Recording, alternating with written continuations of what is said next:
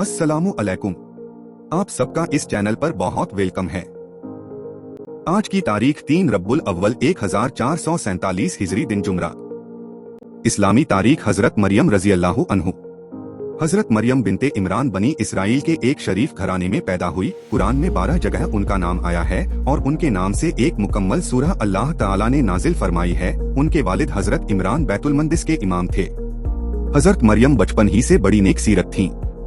अल्लाह ताला ने उस वक्त की तमाम औरतों पर उन्हें फजीलत अता फरमाई थी। पैदाइश के बाद उनकी वालिदा ने अपनी मन्नत के मुताबिक उनके खालू हजरत जकरिया की कफालत में बैतुल मक़दिस की इबादत के लिए वक्फ कर दिया और ऊंची जगह पर एक कमरा उनकी इबादत के लिए खास कर दिया। वह हर वक्त इबादत और जिक्र इलाही में मसरूफ रहती। अल्लाह ताला ने गैबी तौर पर बगैर मौसम के उम्दा फलों के जरिए उनकी नशोनुमा और परवरिश फरमाई। जब हजरत मरियम बड़ी हो गई तो अल्लाह ताला ने फरिश्ते के जरिए बशारत दी कि तुम्हें एक बेटा अता किया जाएगा जिसका नाम ईसा होगा। वह दुनिया व आखिरत में बुलंद मर्तबे वाला होगा और बचपन ही में लोगों से बात करके आपकी पाक दामनी की शहादत देगा। एक फर्ज के बारे में, बगैर वजू के नमाज नहीं होती। रसूलुल्लाह सल्लल्लाहु अलैहि वसल्लम ने फरमाया, इस्लाम में उस शख्स का कुछ भी हिस्सा नहीं जो नमाज न पढ़ता हो और के बगैर वजू नमाज नहीं होती। एक सुन्नत के बारे में, दरवाजे पर सलाम करना।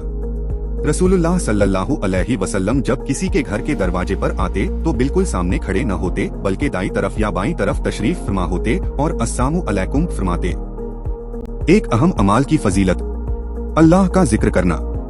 रसूलुल्लाह सल्लल्लाहु अलैहि वसल्लम ने फरमाया, जो शख्स सुबह को 100 मरतबा और शाम को 100 मरतबा सुभान अल्लाह व भी हमदी पढ़े, उसके गुनाहों की मगफिरत कर दी जाएगी, ख्वाह उसके गुनाह समुंदर के झाग से ज्यादा हों। एक गुनाह के बारे में, मेहर अदा न करना। रसूलुल्लाह सल्लल्लाहु अलैहि वसल्लम ने फरमाया, जिस आदमी ने किसी औरत से महर के बदले निकाह किया और उसका महर अदा करने का इरादा न हो तो वह जाने के हुक्म में है, और जिस आदमी ने किसी से कर्ज लिया फिर उसका कर्ज अदा करने की नीयत न हो तो वह चोर के हुक्म में है। आखिरत के बारे में, मुत्तकी और परहेजगारों का इनाम। कुरान में अल्लाह ताला फरमाता है, जो लोग परहेजगारी और तकवा के पाबंद थे, अल्लाह ताला उनको कामयाबी के साथ जहन्नम से बचा लेगा। न उनको किसी तरह की तकलीफ पहुंचेगी और न वह कभी गमगीन होंगे। तिब्बे नबवी से इलाज। मिसवाक के फायदे। रसूलुल्लाह ने फरमाया, मिसवाक मुंह की सफाई और खुदा की रजामंदी का जरिया है।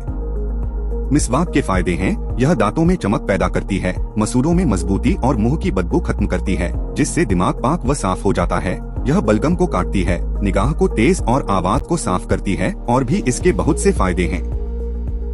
कुरान की नसीहत।